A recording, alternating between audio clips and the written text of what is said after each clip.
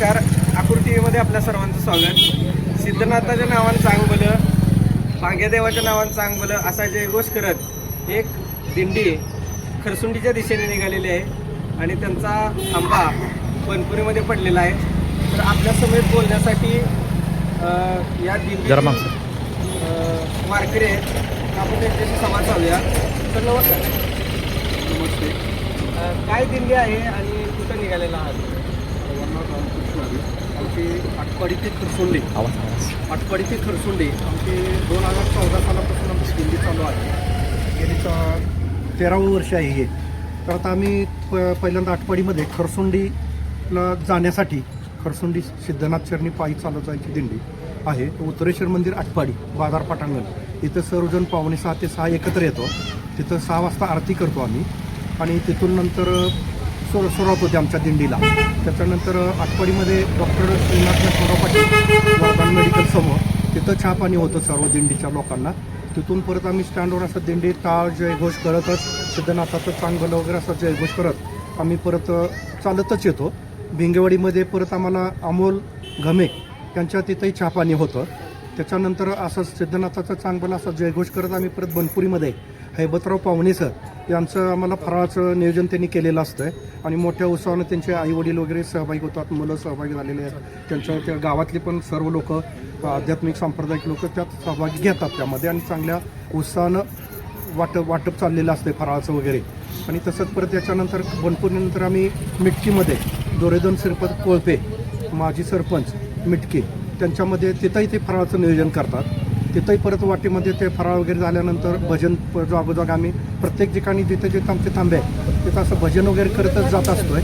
भजन वगैरे झाले की परत मिटकीमध्ये पण भजन करून परत आम्ही सिद्धनाथाचं चांगलं वगैरे असं जयघोष भजन वगैरे करत परत निचळ वस्तीमध्ये पण आम्हाला तिथं बाळासाहेब निचळ ते पण आम्हाला तिथं सरबताचं वगैरे नियोजन करतात दरवर्षी.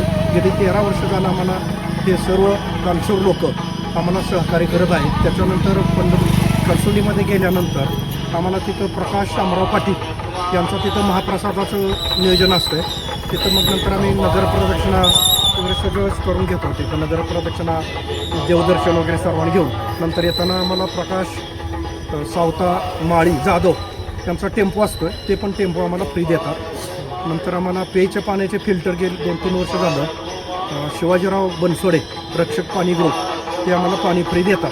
अशा प्रकारे सर्वजण आम्हाला उत्साहानं सहकार्य करतात, सर्वजण यामध्ये भाग घेतात आणि लोक उत्साहानं दरवर्षी संख्या वाढतच चाललेली आहे. आता जवळजवळ 250 ते 200 लोक या दिंडीमध्ये महिला पुरुष सर्वजण थोडे थंडीचे दिवस असूनसुद्धा सर्व लोक याच्यामध्ये सहभागी झालेले आहेत. जवळ 101 महिला आहेत, 101 पुरुष आहेत, लहान मुलं जेट्स तरुण वगैरे सर्वजण याच्यामध्ये मोठ्या संख्येने सहभागी झालेले आहेत. दिंडी चालू करण्याच्या पाठीमागचा काय उद्देश आहे? दिंडीमध्ये लोकांनी सर्व आध्यात्मिक लोकांनी ह्यात सहभागी व्हावं किंवा अध्यात्माकडे लोकांनी वळावं. ते जसं आता नवीन पिढी व्यसनाधीन होत चाललेली आहे त्यासाठी त्यांना थोडंसं मार्गदर्शन पण व्हावं, त्या पिढीमध्ये बदल व्हावा. तर आता आमचं ब्रीदवाक्यच आहे सुखी व निरोगी राहण्यासाठी धूम्रपान मद्यपान व मांसाहार करू नका. तर आता प्रत्येकजण म्हणतो मला आई पाहिजे, मला बहीण पाहिजे, मला पत्नी पाहिजे, मग मुलगीही पाहिजेच ना, मग मुलीचं सुद्धा भरून आता करू नका असं आमचं ब्रीदवाक्य आहे. तसं झाडे लावा, पाणी वाचवा, पाणी झाडे जगवा असं त्याचे ब्रीदवाक्य आहेत.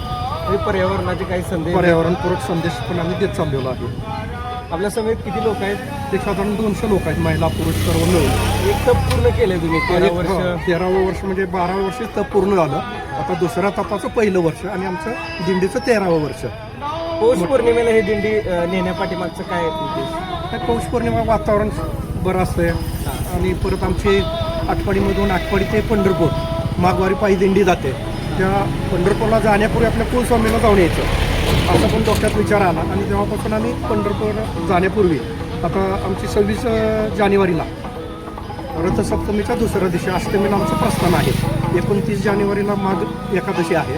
तर तिकडं पंढरपूरला जाण्यापूर्वी आपल्या कुलस्वामीला जाऊन यायचं म्हणून पौष पौर्णिमेला आम्ही नियोजन केलं. आता मोठ्या प्रमाणावर सुशिक्षित वर्ग आहे. सुशिक्षित वर्ग म्हणजे फार कमी दिंडी सोहळ्यामध्ये सहभागी होतो. तुमच्याकडे मोठा प्रतिसाद आहे. काय सांगाल? तरुण वर्ग सुद्धा आमच्याकडे मोठ्या प्रमाणात आहे आणि नातबरोबर भक्ती असणारे लोक पण यात सामील होत आहेत. पंढरपूरला पण आम्ही 50, 60, 70 लोक असतो दिंडीला.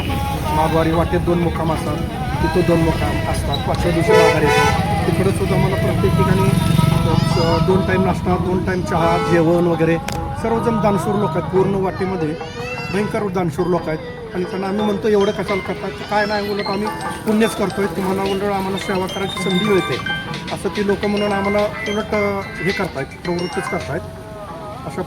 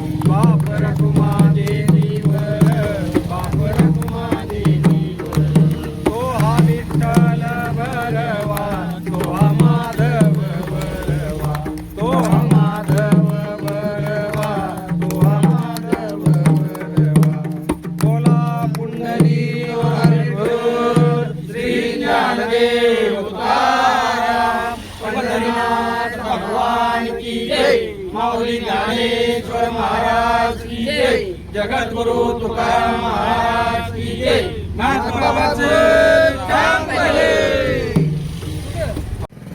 रामकृष्ण हरी.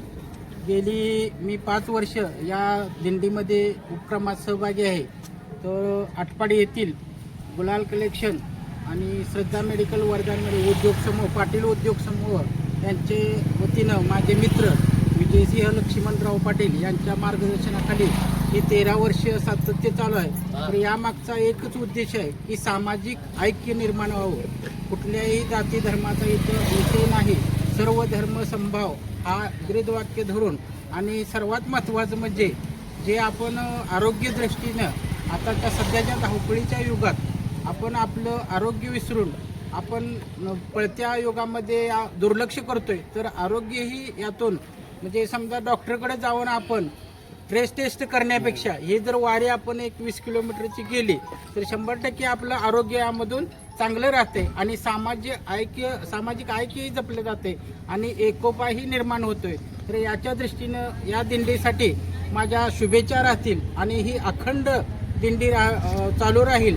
आणि सर्वांना आव्हान करतो की आपण या दिंडीमध्ये वर्षानुवर्षे समाविष्ट व्हावं, एवढी शुभेच्छा देतो आणि थांबतो. हे गेली 13 वर्षापासून चालू आहे आणि याच्या मागं एकच कारण आहे की भक्ती वाढावी, लोकांनी चांगल्या पद्धतीने त्या ठिकाणी लोकांना अध्यात्माची आवड निर्माण व्हावी. ही पाटील कुटुंबियांनी म्हणजे वरदान समूहाने या ठिकाणी ही अखंड परंपरा जपलेली आहे आणि आटपाडीतील अनेक युवक या ठिकाणी चांगल्या मार्गाला लागलेले आहेत. ही दिंडी अशी आध्यात्मिक आहे, यामुळे लोकांना एक समाधान मिळतं या दिंडीत आल्यामुळं. आणि गेली 13 वर्षी अखंड या ठिकाणी ही दिंडी चालू आहे. त्यामुळं पाटील कुटुंबियांनी सातत्य ठेवलेलं आहे दिंडीत. कुठल्याही प्रकारचा या ठिकाणी अत्यंत चांगल्या पद्धतीने नियोजन असते, कुठल्याही लोकांची गैरसोय होत नाही या दिंडीत. आणि लोक या ठिकाणी सकाळ 6:30 वाजल्यापासून या ठिकाणी दिंडी उत्तरेश्वर मंदिरापासून चालू होते. संध्याकाळी 5 वाजेपर्यंत या ठिकाणी कार्यक्रम महाप्रसादाचा कार्यक्रम झाल्यानंतर जे ते आपल्या घरी जातात आणि चांगल्या पद्धतीने एक आटपाडीला एक परंपरा आहे पाटील कुटुंबी